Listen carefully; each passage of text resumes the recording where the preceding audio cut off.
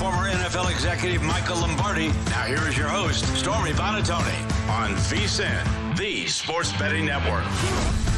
Alongside three-time Super Bowl winning executive Michael Lombardi, Stormy Buonantony with you as we welcome you into Hour 2 of the Lombardi Line presented by DraftKings. Remember, if you missed any of Hour 1, the show is always downloadable in podcast form wherever you get your podcasts, also on VSiN.com. Set the table for the hour. In about 15 minutes, we'll get some words of wisdom from Michael to a number of coaches and players and step into Michael's office. We'll also have Herm Edwards on the program to talk the latest news in the National Football League and plenty of NBA conversation as well, as both the Mavs and Boston Celtics are up 3-0 in their respective conference finals series. But where we will start is where we always start Hour 2 on the Lombardi Line, asking Michael, what's on Michael's mind? What's going on today?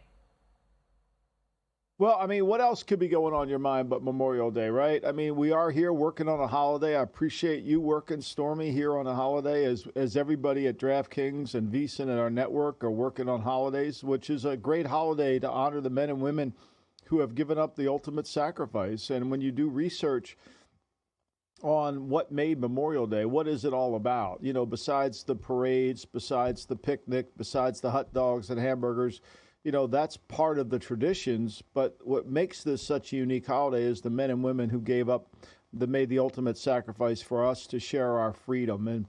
And it started in 1868 when James Garfield, the president then, made a historic speech where he told everybody, we do not make one promise these men, we do not know one promise these men and women made, one pledge they gave, one word they spoke, but they summed up and perfected by one supreme act, the highest virtue of men and women and all citizens of this country. And I think that's really what Memorial Day is all about. And I think we honor that with our behavior, with our tribute. And as leaders, we honor that with remembering those before us, which is the most important way to create a sense of belonging for any team. And Michael, I know you feel this way. I am very, very sensitive to our nation's armed forces. My husband is an Army veteran. Both of my grandparents served. My husband's father and grandfather were both in the Marines. And so, you know, this is a day where you really do recognize the sacrifice that other people have made and those who have paid the ultimate price for me to be a knucklehead talking sports betting with you each and every day here on the program. So absolutely, like we said, Hour 1, you know, enjoy the day off that you have today. Enjoy the barbecue. Enjoy all of the NBA and NHL action that you're going to see tonight, but make sure to take a moment to recognize why we're able to have this day and enjoy the things that we can each and every day. That freedom is not something to be taken lightly. And Michael, I know that it's not a natural, wonderful transition here, but some tough news that we received today in the sports world as well. Feels like a natural time to point out. Sadly, two-time NBA champion, legend, basketball Hall of Famer Bill Walton passed away today as well after a battle with cancer that he had, age 71. You have been watching him on the court, watching him on TV for decades. What comes to mind for you about Bill Walton as we learn that news today? Well, you know, besides, you know, his unique commentary and his love for the Grateful Dead that he went to a zillion concerts, as a kid growing up here in New Jersey and a 76er fan, I can remember the 76ers going out to play the Portland Trailblazers. They were up 2-0, won both games at home, went out to play the Trailblazers in Portland, and then Bill Walton was on their team. One of the most incredible big men with hands and passing ability and instincts for the game. I mean, he had rare instincts for the game. And then they went out and won the next 4 games in a row and beat the 76ers. Their coach at the time was a man named Jack Ramsey, who was the head basketball coach here at St. Joe's College or University here in Philadelphia. So, you know, watching Walton and unfortunately have to suffer through so many foot injuries that he did, but what an instinctively great player he was. He had great touch. His hands were soft. He could rebound.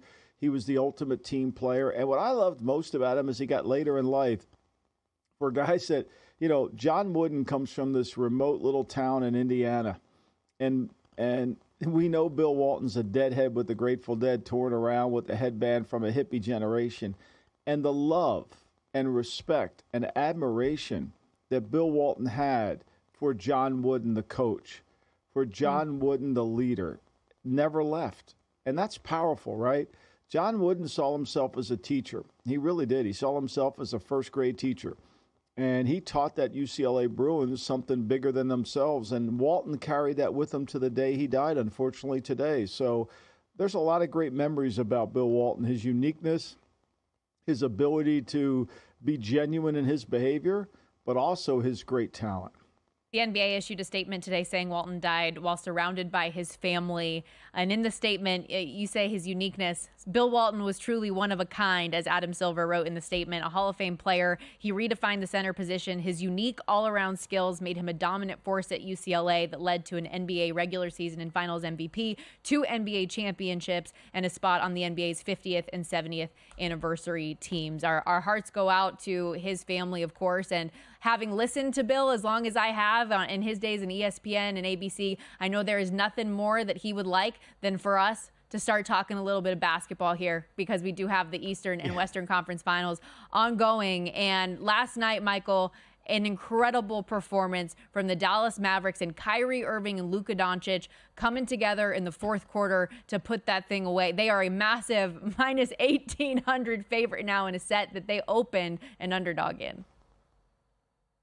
Yeah, look, I mean, at some point, we're going to give them some respect, right? We have not given them the respect that they deserve in terms of what they've been able to accomplish since the All-Star break, since they made the big trade, right? That since they were able to, their general manager deserves a ton of credit. Nico Harrison, he was able to trade. They signed Grant Williams from the Celtics, right? Grant Williams shows up, fat, out of shape, not really a team player, but got paid, right? They made that trade. And give credit to Nico Harrison. He basically realized that this was a bad trade. It was a horrendous trade. It was ridiculous. And so he spins him into P.J. Washington and Daniel Gafford. Yeah. And those two players really have made a difference in their team. And their team has responded. And the camaraderie around their team, this can't be overlooked, the way that they're all willing to contribute. I think Kyrie Irving's comments after the game about, we're moving on to the next game, I got to get ready, put my kids to bed, start studying tape, you could just feel their culture has changed when they got rid of the bad apple. I mean, last year they had Christian Wood, who they couldn't get to do anything. The Lakers signed him, and they found out he wouldn't do anything for them either. But now this year they come back, and they sign Grant Williams, another mistake, and they recover from it. And give them credit. They're willing to admit it. And Nico Harrison is the guy that pulled the pin on it. And Jason Kidd deserves a ton of credit for his ability to get the most out of Kyrie Irving. Yeah, and Kyrie, after the game, you talked about it. He said, we're going into game 4 like it's still 0-0. Luka, post-game as well, talking about Kyrie, was just saying the maturity that he brings, the calmness, the way that he's been able to learn from Kyrie throughout this process as well has made such a big difference. And you have those two stars stepping up in a huge way. Meanwhile, conversely, on the Timberwolves side of things, Anthony Edwards and Karl Anthony Towns have not lived up to the expectations that I think people thought they were going to have coming into the series. Specifically Cat, though, who 5 of 18 from the field yesterday, 0 of 8 from 3, which is the most three-point attempts without a make in a playoff game in Timberwolves history, the most three-point attempts that Cat has had without a make in any game of his career. He's 3 of 22 from 3 in the series. So you have, on one side, the guys stepping up, the role players in P.J. Washington and Gafford, who you talk about as well, stepping up. And then for the Timberwolves, you just haven't seen that same level. And with the way that Kyrie and Luka have put their talents on display, there's been a lot of conversation about where they rank in terms of historic backcourts. Here's Jason Kidd after the game. There's a debate out there, is this the best backcourt in NBA history? It's kind of cool. Doesn't happen all the time. So, it works. And for Luka, his skill set is like no other. I mean, he's pretty good too. And he's not afraid of the moment, but he's not afraid to being able to go to Kai and then understanding what he draws on the floor. You're not going to leave Luka, so that means it's a numbers game, and it's 4-on-4. And in this league, offense, when you're playing 4-on-4, the offense has the advantage. So, Michael, let's go down that talk radio alley for a moment here. What do you think as far as this backcourt in NBA history? Well, look, until you win a championship, you really can't get into the upper echelon because we are in the business of winning, right? We are in the business of being part of a championship-level team. But these two guys are elite players playing at an elite level, which leads you to where they're being led to, which is the conference finals. And they're really remarkable. I just kept thinking, and having known some people in and around the Mavericks about Luka, he's playing at 16-year-old in Real Madrid. And then I go back and, we talk about, this is a great lesson. Everybody in the NBA talks about you have to have a lottery pick, have to have a lottery pick, have to have a lottery pick. No, you have to be able to evaluate talent. It takes talent to evaluate talent. I mean, Ayton and Marvin Bagley III went before Luka did, and Atlanta picks Luka for Dallas and trades Trae Young for him. I mean, think about that. And in between, there's Jarrett Jackson Jr., and then you could go on in that draft till you get to Shea Gilgeous-Alexander, who goes 11th. I won't mention that the 76ers picked Bridges and then traded him away, which was really wonderful. But the point is, this talent is sitting right in front of you. And he's 16 years old playing at Real Madrid, and he wasn't the first pick overall in the draft. How is this possible? And look at him now, one win away from an appearance in the NBA Finals. Mavs win last night, 116-107. They cover any number. Total goes over. The reset number for tomorrow's potential closeout game 4. Mavs laying 2.5, total 210. We also have a potential closeout game tonight with the Boston Celtics laying 7 in Indiana against the Pacers. Total there 222.5, which we'll discuss that game a little bit more later on in this hour. When we come back, it's time to step into Michael's office. A few coaches and players need some words of wisdom and advice, which we will get into after a quick timeout.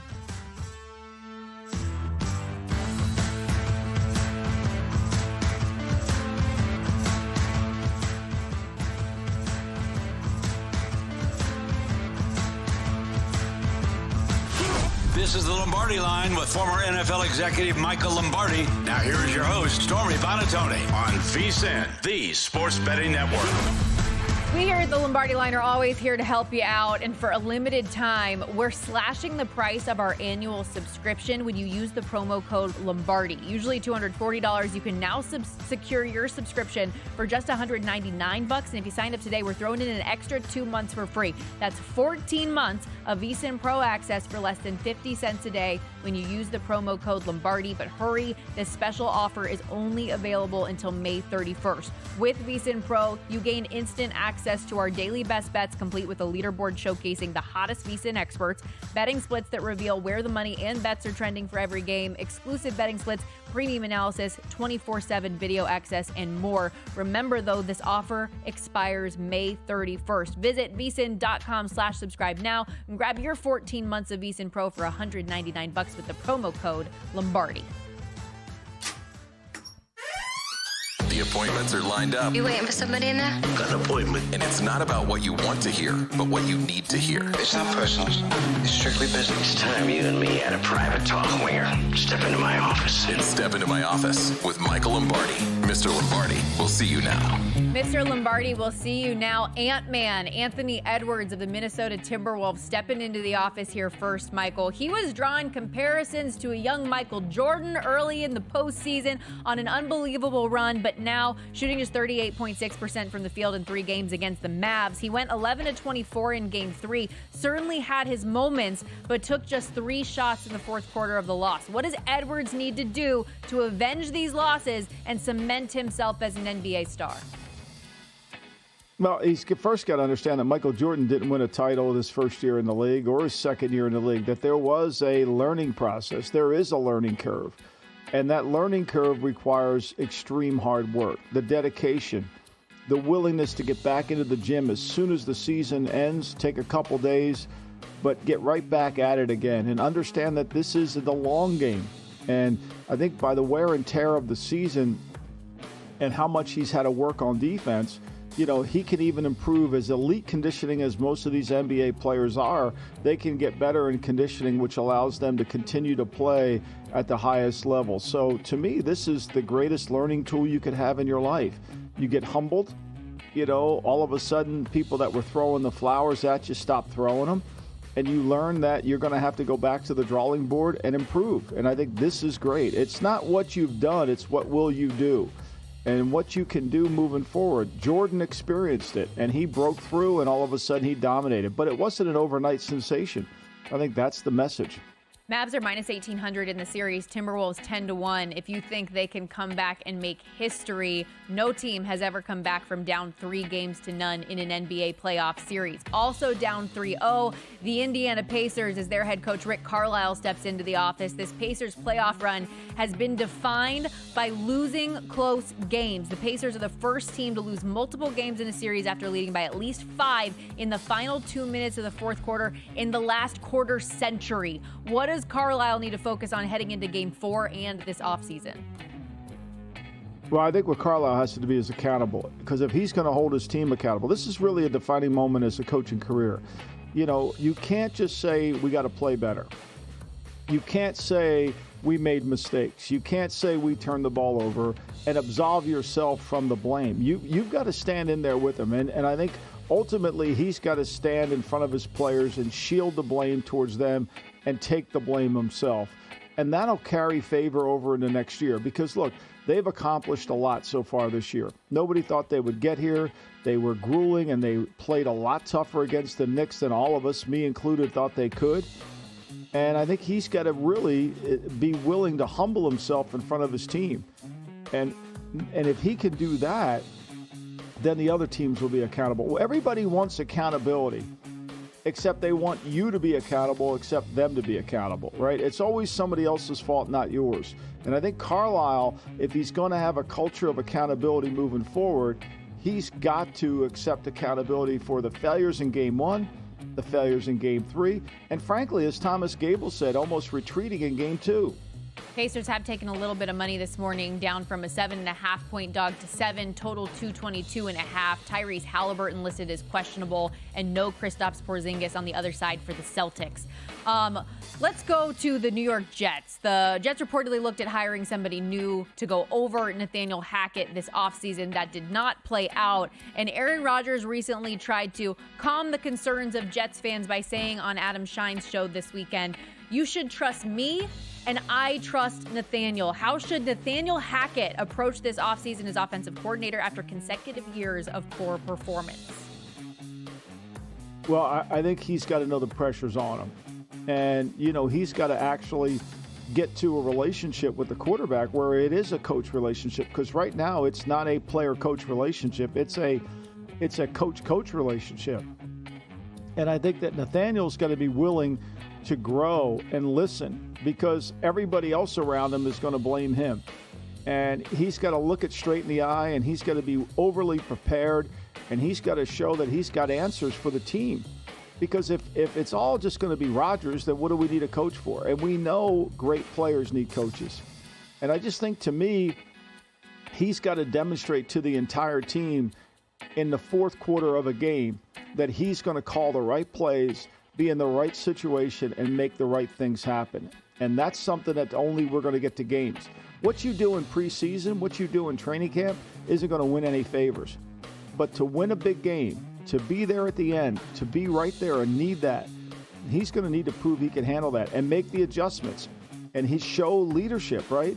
Show that sideline that he's got it under control. He can't have that blank stare. Yeah.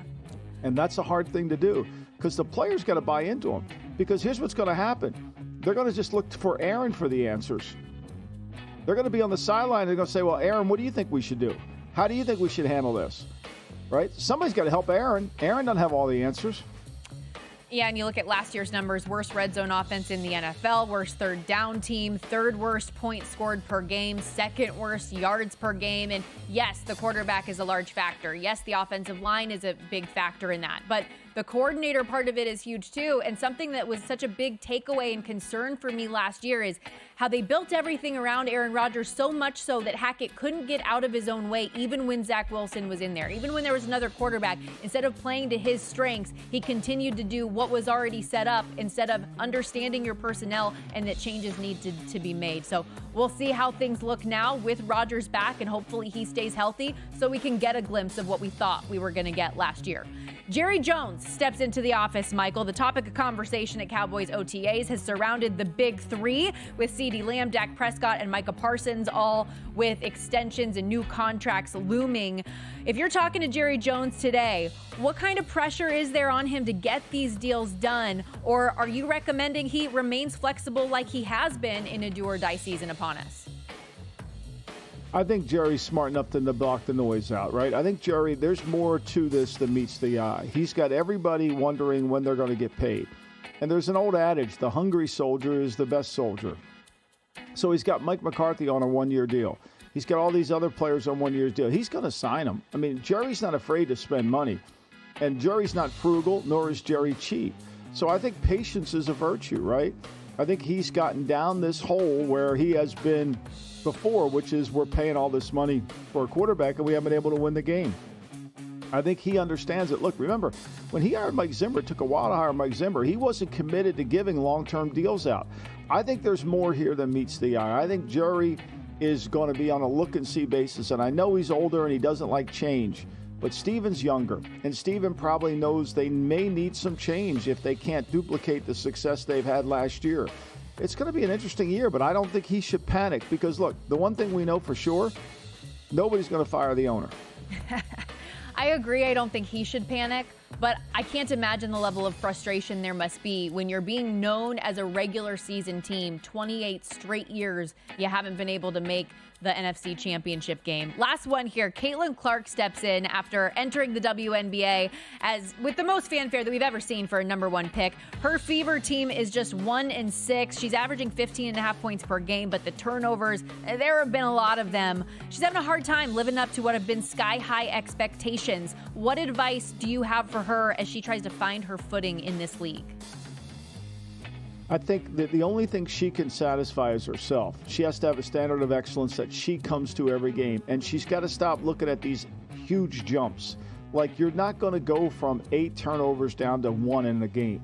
You know, you've got to have a little bit of a standard of excellence, but you must have a way to measure your success. You really need these things that come into play where, okay, we're making what we call, are we making progress, right? Are we going in the right direction? And incremental improvement looks for that. And I think she just needs to do that. You can't get better at everything during the season. You can only get better at one thing. And she just needs to really sit down and study her game and say, what do I need to get better at? What's the number one thing hurting me right now? And then just work diligently on that. I can't remember where I read it, but I saw an interesting tweet scrolling through yesterday that was like, Caitlin Clark is fine. She's going to be fine. But what people like us and casual viewers are recognizing is that some of these players and teams in the WNBA are pretty dang good, and it's not going to be easy. We'll be right back. Herm Edwards is going to join us next on the Lombardi Line.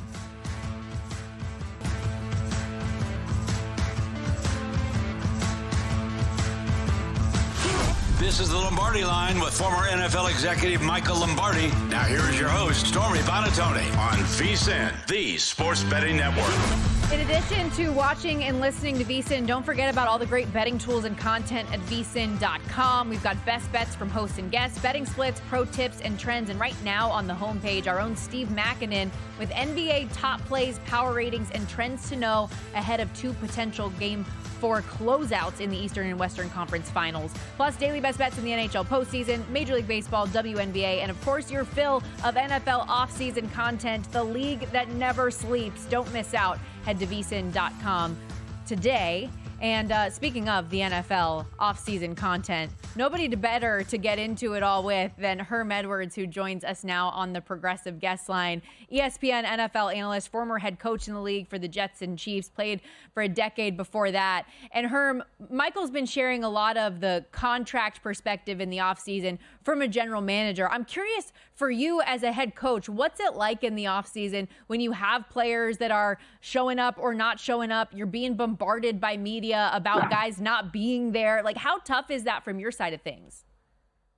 Well, it's not tough in this sense because this has become the norm in the National Football League. That the OTA system that has been implemented now is only, 8 practices. And so some of your star players aren't going to come. Some of them are still negotiating contracts. And I was always address the team this way. I would tell him this, look, if a guy's not here for OTAs and it's, one of the veteran players, I said, don't worry about it. I said, just see how he handles it. Because this is the business side of the NFL now. We don't play any games. We're not even close to playing any games, but this is the business side. And maybe one time in your career, you're going to be in the same situation that these players are in. See how they handle it. With that being said, when guys were not there, I made sure that I talked to them every day.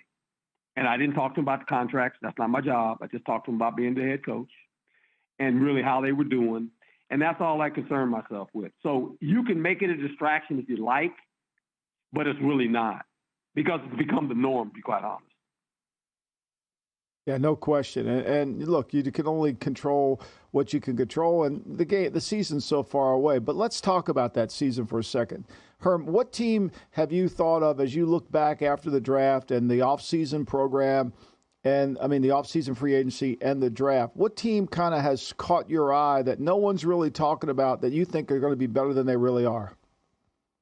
Well, I think, the team that really had, they came right out the gate. And I don't say this, often, but I think Chicago is a team that's very interesting all of a sudden. In the fact that everyone knew they wanted a quarterback. They ended up getting him, obviously, unless you take somebody else, obviously. But you look at this football team and you kind of scratch your head and you go, okay, they were 2-4 in the division. I get that. They were a 7-10 football team. They finished 5-3. And now you've got a quarterback. They're excited about it. They've added some offensive players in free agency as well as in the draft. The defense played pretty well last year. They were 12th. Now, they were 25th against the pass. Now, they got to get better against that, obviously. But they're in a division that's very competitive, and I like the way they finished. Right? They finished. And the talk of the division, obviously, is the Detroit Lions. I get it. The Green Bay Packers. I get it. But the Chicago Bears are a team that's just kind of sitting there. And no one's kind of pinning in. He got the quarterback, okay. But I'm like, hey, guys, with this quarterback, if he can do what we anticipate him to be able to do, the ability to play off schedule, and now they have some legitimate weapons on offense, they're interesting. Yeah, and the odds at the top of the NFC North are very compact. The Lions, to your point, are the favorite at plus 150, but the Packers and Bears are sitting right there quietly trying to work their way up. The Bears, coach, are one of two teams in the NFL this year that have 6 of their final 8 games in division. The Steelers, the other one, and we know what a gauntlet that's going to be the back end of the year for them. What do you think of having to play so many division games in the latter portion of the year? Do you like that or dislike that with the schedule? I actually like it because now you can control the outcome of the division because you actually play the games against division opponents. And players know how important that is. And I think when you have a quarterback, a rookie quarterback, it's even better because now he has experience playing in the National Football League. And early in the season, and Mike knows this, the first 4 games in the regular season anymore, because the guys they wear baseball hats. All the veterans wear baseball hats. Like, the first 4 games, it's almost like the preseason, but they count because you're not in shape to play football. Football's bad. The first month of regular season football now is bad. It's bad football. And there's equal footing. If you have a veteran quarterback, you probably have the advantage. If you got a young quarterback, you know what? You go, okay, I got a young quarterback. He's playing now. He's going to play early. Not going to hurt me a whole lot because the division games are in the end. So that helps you. But the first 4 games of the season now, to me, they're like preseason games. You're not in shape as an athlete. These guys know it. You have to practice football. You actually have to practice the game of football. You just can't walk and have walkthroughs and say, oh, I'm ready to play. No, you're not. You're not ready to play. No, and I say this as a former player. And so it's kind of up for grabs. The season starts after week 4 for me. That's when it gets interesting. Yeah, it does. Okay, you've been in that seat in New York at the Jets. There's a lot of pressure on you. With Aaron Rodgers coming back, and we know, he went and stuck up for his offensive coordinator, although we know the organization may not feel the same way. How do you think this is going to unfold in New York? We call them the ifers here because if they stay healthy and if everybody plays good, they can be good. But can they? Well, they got the quarterback, and you're talking about a defense that ranked fifth in the national, ranked 3 in the National Football League. They were pretty good defensively. Now they couldn't score any points on offense, only 16 a game. They were 2-4 in the division, 7-10 record. Offense is almost dead last, 31st. You're not going to have a 31st ranked offense with Aaron Rodgers, and you're not going to be 30th in passing football with Aaron Rodgers. Now, their run defense is not very good. The Jets. Now, they got to improve that. But they're a team, and I think coming right out of the gate, it's interesting who they schedule them with. San Francisco 49ers, a team that Aaron Rodgers, his whole career, has disdain for the 49ers because they didn't draft the guy because he went to Cal. He wanted to play for the 49ers. They didn't do it. And you have the former defensive coordinator, Saleh, coming back to play a perennial playoff team, to play maybe one of the better teams in the NFC. So for me, I think the Jets, when you look at them, they were, 7-10, 2-4 in the division. And Aaron Rodgers played, 4 plays. They have to be able to say, we can compete to win this division. They're in the hunt with Buffalo and Miami. I think New England is going to take a step back. They still got to regroup. There's a lot of things going on there. But I think they got a chance to win the division, the Jets. Yeah, if they can navigate the health and the noise and all those things, it certainly seems like things could be set up for them. I also wanted to ask you about the Raiders. Michael wrote a column last week about how challenging it is for a coach to go from that interim position and switch to being the head man and the different responsibilities that there are there. You know Antonio Pierce extremely well. He was your defensive coordinator at Arizona State. How do you think he'll navigate this transition? Oh, AP will be fine.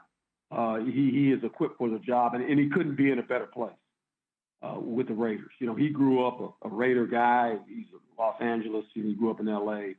Now, the hidden gem for him is Marvin Lewis. You know, Marvin Lewis was part of his staff. Marvin Lewis was part of that staff at Arizona State as well. And Marvin was his coach when he was in Washington as a linebacker. Marvin was the defensive coordinator there. So I think he has someone to lean on there. But he's fit for the job. I mean, the Raiders played with a lot of energy when AP was the interim coach. The players really kind of liked him, and quietly kept in their division as good as Kansas City is. They were 11-6, and they weren't. When it came to the last month of football, Kansas City became Kansas City. Now they were 4-2 in the division. Well, the Raiders were 4-2 as well. So this team, and because it's the Raiders too. This is AP's bringing back that old mindset of the Raiders, that they're the bullies of the league, right? And Mike knows this. I mean, when I was in the league, boy, you love playing the Raiders. The guys with the one patch, they were the bullies of the block. They were the bad guys, and he's using that. And these players are buying into it. So it's going to be fun to watch these guys play this year. Herm Edwards, you are awesome for giving us some of your time today. We really appreciate you. Pleasure's all mine. Thanks, Herm. Happy Memorial Day. Enjoy. Thank you so much. Anytime, brother. Herm Edwards doing a great job over there at ESPN, one of their NFL analysts, of course, former head coach and player. We're going to hit the break here. When we come back, final thoughts on the NBA Conference Finals, and we revisit our NFL contract negotiation talk from Hour 1. Are the Cowboys playing with fire when it comes to Micah Parsons? We will be right back.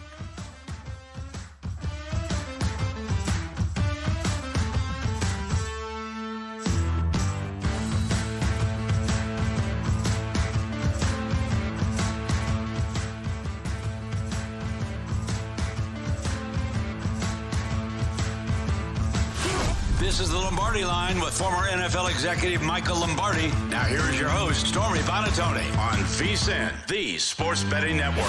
We're so close to crowning an NBA champion, and with the action heating up on the court, it's even hotter at DraftKings Sportsbook, an official sports betting partner of the NBA. New to DraftKings, listen up. New customers can get a no-sweat bet up to $1,500. Just deposit at least $5, and you'll get a bonus bet back equal to your first bet if it doesn't hit.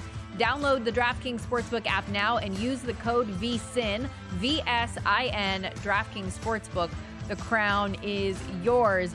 A potential closeout game in the Eastern Conference Final coming up tonight. The Celtics laying 7 in Indiana against the Pacers, total 222.5, which leads us, Michael, to our pro tip of the hour. And any of our audience that follows us regularly knows we do these every day. Every show here on the network does. It's searchable at VSiN.com by sport and by show.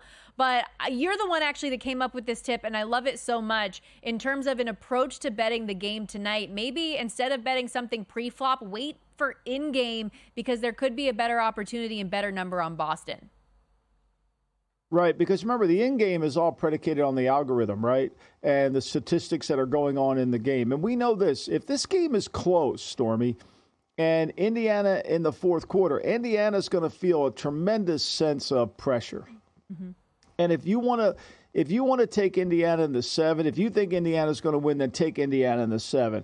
But if you think Boston is the play here, wait, because you're going to get a better number in game than you're going to get now at 7. You're probably going to get it. Look, late in the third quarter the other night, you were going to get Boston in 5.5. And I think that more than anything, I think when you don't like the number in the NBA, wait. Because when you look at those halftime stats or the first quarter stats and you see shooting percentages, I always look at it. If one team's shooting 65% and the other team's shooting 40 and the lead's only 3 or 4 points, the other team's going to eventually win the game, right? Yeah. Because there's no way a team's going to continue to shoot at that pace. Now it happens, but typically not. And then you'll get a better number. So I think patience is a virtue if you want to play Boston today. I mean, you look at the Pacers in game 1, up 3 with 10 seconds to go. They ultimately end up losing that one in overtime. Game 3, up as many as 18. They're up 8 with 2.5 minutes to go, and they end up losing in the fourth and can't hold on. So your point is so well taken that even if the Pacers have a lead late, how much can you really trust them? And you're going to be getting plus number after plus number throughout the course of the game if that were to happen on Boston. So you'll get a significantly better number there. Again, VSiN Pro Tips available at VSiN.com. It's worth following. It's worth monitoring always those in-game lines, especially when you're watching the game, because you have a sense of how things are going to go. You've been watching this series. You feel good with the trajectory of where things are going to finish out here. Celtics also have won 5 straight road games. Good to keep that in mind. This is the 5th time the Pacers have trailed 3-0 in a series. They were swept in 3 of the 4. The other went 5 and they lost. So just keep that in mind as well. That said, Pacers head coach Rick Carlisle is not giving up. He is excited. They've got another game in their building. He said, "Believe me when I tell you, we are going after them." And there's a certain ceremony that's being prepared for that he's very unhappy about. Take a listen. When you're the head coach of an NBA team, you tend to get information on things. So one thing I just heard in the last few minutes is that, the league is making logistical plans for a trophy presentation on our floor tomorrow. And so that's something that, I think should make our players' blood boil and our fans' blood boil. And it's just another layer of motivation to extend the series. And of course, that's something the league has to do. It's just everyone knows that. He doesn't know it. I mean, he's been in a long time. When you're in an elimination game, the trophy's in the house. I mean, the Eastern Conference trophy, if that's whatever they call it there. I mean, it's in the house. I mean, if you're the Las Vegas Raiders and you have home field advantage and the Chiefs are coming to town in the conference championship game, the Lamar Hunt trophy's in the house, right? Somebody's going to get it. Either you're going to get it or the other team's going to get it, right? When you're in an elimination game, when the trophy's in the house, it's like any game you play, when you have a chance, it's the hat and t-shirt game, right?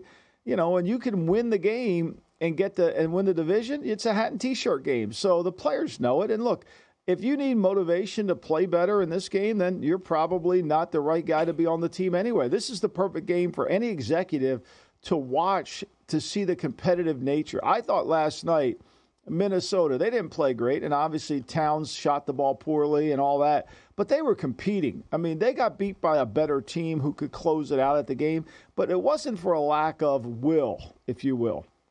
I think that's what you're looking for from Indiana. Yeah. You got to have that will.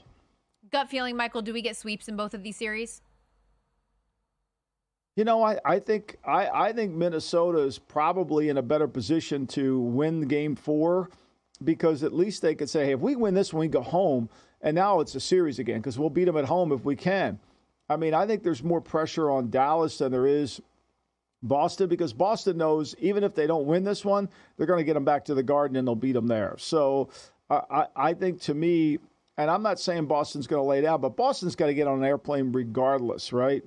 Boston's got to get on an airplane regardless. So I think there's more pressure on Dallas to close it out because do you really want to go back and have to play on someone else's court to win it? I don't think so.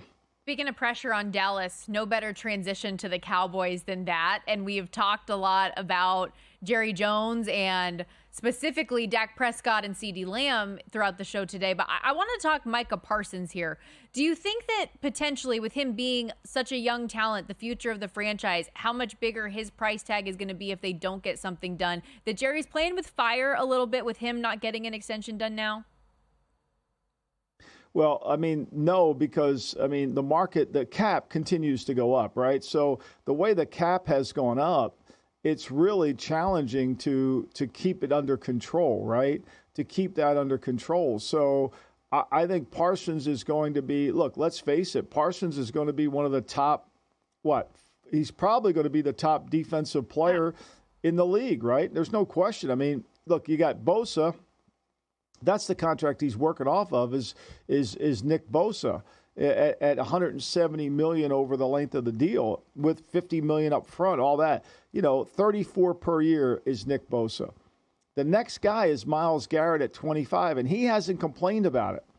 You know, everybody's talking about, you know, when I said that the Bears could have signed Montez Sweat, they didn't have to give up a second-round pick based on what they paid him. They said, oh, you're crazy. They paid him $24.5 million. Nobody was going to give him that. Nobody was going to give him that deal. And so they were going to get him, but they gave up a 2 anyway to do it. Bosa's at 34. You got to believe Parsons is going to make the argument, I belong at 34. Bosa gets 15.1% of the cap. Parsons is going to make that argument. I need 50. See, I think Jerry's in a really tough spot because Parsons is going to command quasi-quarterback money. Mm-hmm. So you can't pay Parsons, Lamb. That's 3 guys who eat up most of the cap. That's 3 guys. It's a tough spot to be. It's a good spot. 3 guys for $100 million, roughly, like crazy.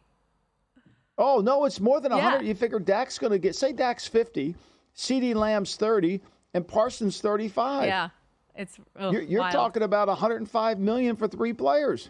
I mean, you're talking about more than that. You're talking about $110 million for 3 players. So because of what you said about Dak, and earlier we were talking about Trey Lance competing for QB2, like you've brought up a lot that the potential for them trying to find out what they have in Trey Lance and seeing if he's somebody worth investing in the future. Like, are you really buying that, I guess is my question. I know that there's... No. Okay. I'm not, because here's why. I think when the game becomes faster, I don't know if Lance can play at that speed. I think it's a harder game to play when it becomes third down, when all of a sudden they're in an odd floater look and the mic moves over and now they're in an underfront and now we got to change the protection. What are we going to do? How are we, where am I going with the football? How am I doing? It's easy when it's not that. When the game speeds up on third down, when it becomes, oh my gosh, then it's a different game. And I'm not sure that Lance has got that. I'm not sure Daniel Jones has that, right? Daniel Jones has yet to demonstrate that ability to play fast on third down. And if you can't earn that kind of money. That's what made the Giants giving Daniel Jones all that money, because he could never play fast on third down. The Trey Lance stuff, Michael, like he's only 24 years old. So I understand people see this raw, untapped potential. But I mean, if Kyle Shanahan couldn't get it out of Trey Lance, I don't know what makes you think that somebody else is going to be. Like you're really, go ahead. It's a really quarterback-friendly offense. And so they don't ask the quarterback. He's not making any of the mic calls. He's not redirecting the run game. I mean, you got Brady. Brady's doing a lot of that processing within that. Manning was doing the same thing. Now, these guys aren't that, but, it's a quarter. They know where they're going with the football quickly because of the offense. And if you can't play in this one, where are you playing? Yeah, I could never understand. He played one good season of FCS football. and you trade 3 first-round picks to go get him at number 3. It's just something that I, as a fan, never agreed with, but you're going to do what you're going to do. Fun show, as always. That's a wrap for us on the Lombardi Line. Coming up next on VSiN, Sharp Money, Ross Tucker on DraftKings Network. DraftKings, giving a bonus bet back if I lose so I don't have to sweat my bet?